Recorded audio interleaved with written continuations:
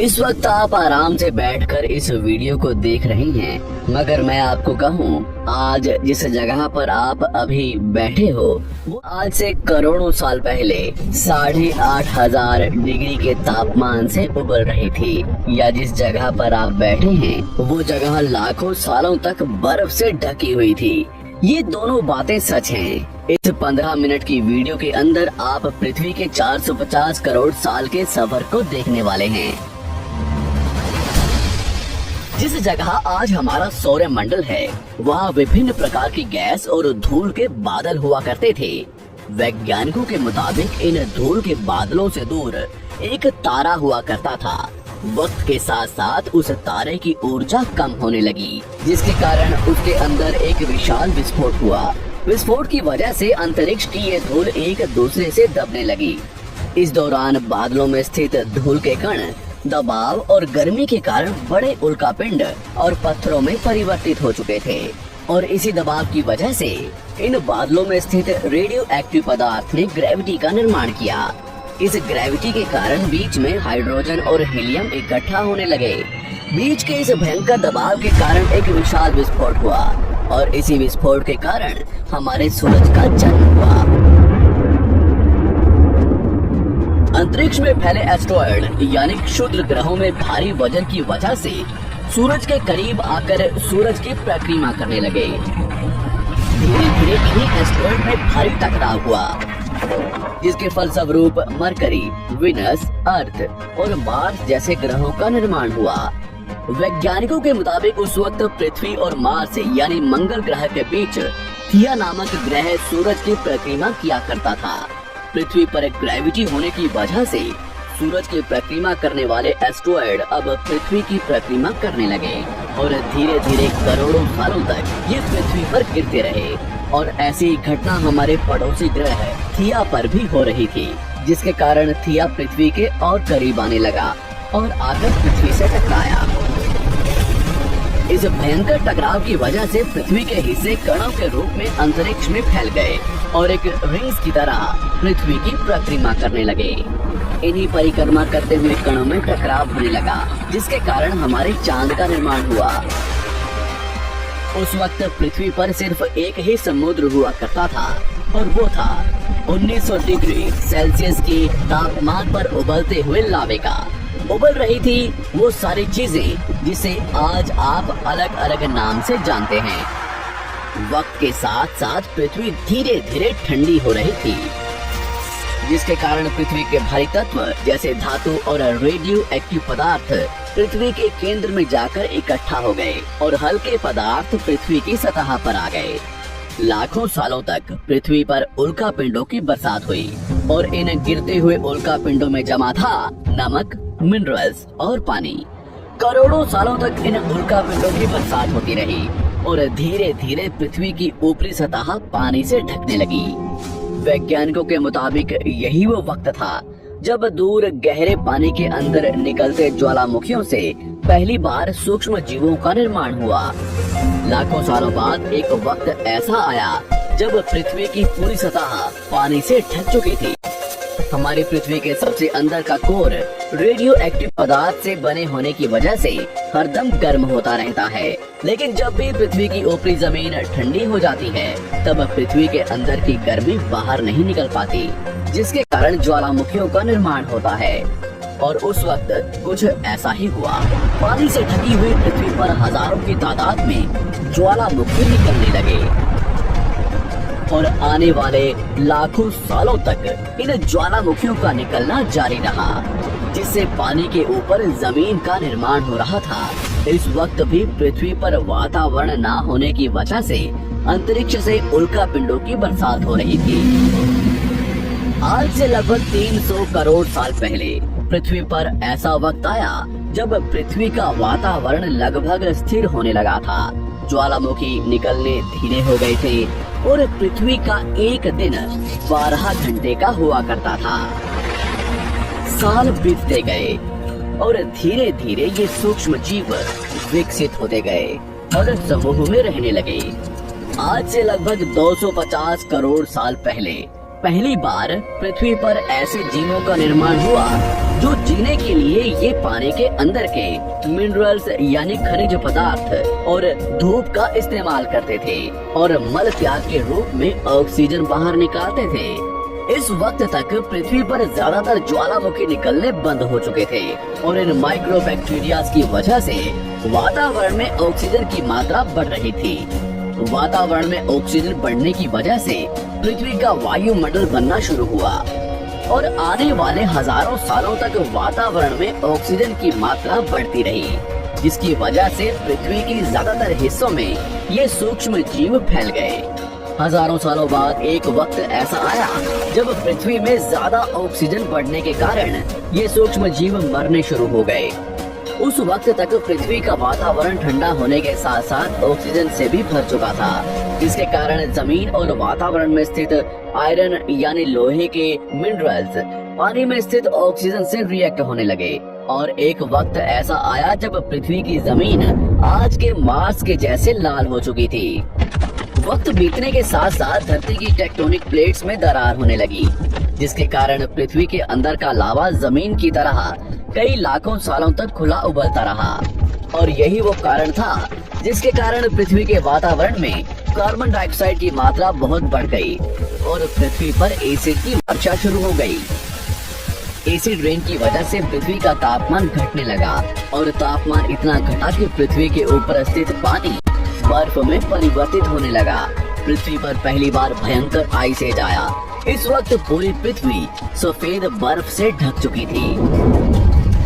आमतौर पर जब धरती पर सूरज की किरणें गिरती हैं, तब जमीन उन किरणों को सोख लेती है, मगर क्योंकि पूरी पृथ्वी बर्फ से ढक चुकी थी और क्योंकि बर्फ सफेद और चमकीली होती है, जिसके कारण सूरज की किरणें धरती पर गिरने के बाद वापस चली जाती थी। इसी कारण से पृथ्वी कई लाखों सालों तक बर्फ से ढकी रही, मगर फिर से पृथ्वी के अंदर स्थित गर्मी ज्वालामुखी के रूप में निकलना शुरू हो गई और इन ज्वालामुखियों से निकलने वाली गर्मी ने बर्फ को पिघलाना शुरू कर दिया। इसी बीच पृथ्वी की गहराई में बचे कुछ सूक्ष्म जीव धीरे धीरे बदल रहे थे और अब वो ऑक्सीजन को अपने शरीर को बड़ा और जटिल बनाने के लिए इस्तेमाल करने लगे थे। इस बीच पानी में अलग से भी छोटे समुद्री पौधे निकलने शुरू हो चुके थे। बाहर जैसे जैसे ज्वालामुखी निकल रहे थे, वैसे वैसे वातावरण कार्बन डाइऑक्साइड की वजह से गर्म हो रहा था। वक्त के साथ साथ बर्फ तो पिघलने लगी, मगर धरती पर फिर से एसिड की वर्षा शुरू हो गई, जिसके कारण फिर पृथ्वी ठंडी होने लगी और फिर पृथ्वी की ज्यादातर सतह बर्फ से ढक गई। ऐसा बार बार कई हजारों सालों तक होता रहा और इसी कारण से अब समुद्री जीव धीरे धीरे वातावरण के हिसाब से विकसित हो रहे थे। इस बीच कई सारे जीव और समुद्री जंगल विलुप्त हो गए, मगर जो बच गए वो धीरे धीरे पृथ्वी के बदलते तापमान के हिसाब से ढलते गए और अब हजारों सालों बाद समुद्री पेड़ बर्फ की वजह से पूरी तरह से मरते या सूखते नहीं थे। अब सूक्ष्म जीव समुद्री जीव बन चुके थे। जब फिर से ज्वालामुखियों ने पृथ्वी की बर्फ को पिघलाना शुरू किया, तब ये समुद्री पेड़ जल्दी विकसित होकर फैल गए। धीरे धीरे वातावरण में ऑक्सीजन की मात्रा बढ़ने लगी और पृथ्वी पर होने वाली एसिड की वर्षा कम होने लगी। वातावरण में ऑक्सीजन आने की वजह से पृथ्वी की ओजोन लेयर मोटी होने लगी और आज से लगभग 47 करोड़ साल पहले पृथ्वी की ऊपरी सतह पर पहली बार मोसोस नामक प्लांट उगना शुरू हुआ। वक्त के साथ साथ जमीन पर अलग अलग प्रकार के पौधे और पेड़ उगना शुरू हुए। एक वक्त ऐसा आया जब जमीन के पेड़ों की लंबाई लगभग 80 से 100 फीट जितनी या आज के 5 से 6 मंजिला बिल्डिंग जितनी ऊंची हो चुकी थी। ये वो वक्त था जब समुद्री जानवर समुद्र से बाहर निकल रहे थे और जमीनी जानवरों में परिवर्तित हो रहे थे। धरती की ज्यादातर जमीन एक जगह इकट्ठी हो चुकी थी, जिसे आज हम पैंजिया महाद्वीप के नाम से जानते हैं। पृथ्वी का वातावरण और तापमान लगभग स्थिर हो चुका था और अब करीब 21 से 23 घंटे का दिन हुआ करता था। अब समुद्री जीव पानी से बाहर रहने लगे थे और वातावरण के हिसाब से उनके शरीर का रंग रूप बदल रहा था। धीरे धीरे ये जमीनी जानवर डायनासोर्स में परिवर्तित हो गए। जिन डायनासोर्स ने पेड़ पौधे खाने शुरू कर दिए, उनका शरीर लंबा और विशाल रूप से विकसित होने लगा। कुछ डायनासोर्स शिकार किया करते थे, इसके कारण वे छोटे और तेज होते चले गए।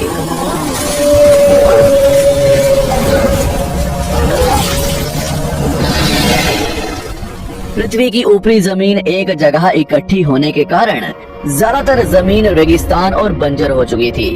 ज्यादातर जंगल समुद्र के करीब हुआ करते थे, जिसमें डायनासोर्स रहा करते थे। आज से लगभग 20 करोड़ साल पहले पैंजिया महाद्वीप टूटना शुरू हो गया। पैंजिया के विभाजित होने की वजह से पृथ्वी की ज्यादातर ऊपरी जमीन पानी के संपर्क में आने लगी, जिसके फलस्वरूप पृथ्वी पर हरियाली बढ़ती गई, जिस वजह से डायनासोर्स और ज्यादा विभिन्न और विशाल होते चले गए। डायनासोर्स ने आने वाले लगभग 20 से 30 करोड़ सालों तक पृथ्वी पर राज किया। उस वक्त डायनासोर्स समुद्र से लेकर जमीन और आसमान तक पूरी पृथ्वी पर राज किया करते थे। इस दौरान अफ्रीका से टूटा भारत सीधे आकर आज के तिब्बत से टकराया और इस टकराव की वजह से हिमालय का निर्माण हुआ। आज से लगभग 6.5 करोड़ साल पहले पृथ्वी की तरफ आज के माउंट एवरेस्ट से भी बड़ा लगभग 4.5 लाख करोड़ किलो जितना वजनिया उनका पिंड लगभग 80,000 किलोमीटर प्रति घंटे की स्पीड से पृथ्वी की तरफ आ रहा था। पृथ्वी की सतह को छूते ही उसमें भयंकर आग लगी और वो जलते हुए सीधा पृथ्वी से टकराया। इस टकराव से निकलने वाली ऊर्जा आज के 10 करोड़ परमाणु बम एक साथ फटने के बराबर थी। जहां ये उल्का पिंड गिरा, वहां के जानवर और पेड़ तुरंत भाप बनकर जल गए। गिरते ही पृथ्वी पर पूरी तरह धूल फैलने लगी। समुद्र में भयंकर बाढ़ आने लगी। भूकंप और आग ने पृथ्वी को जलाना शुरू कर दिया।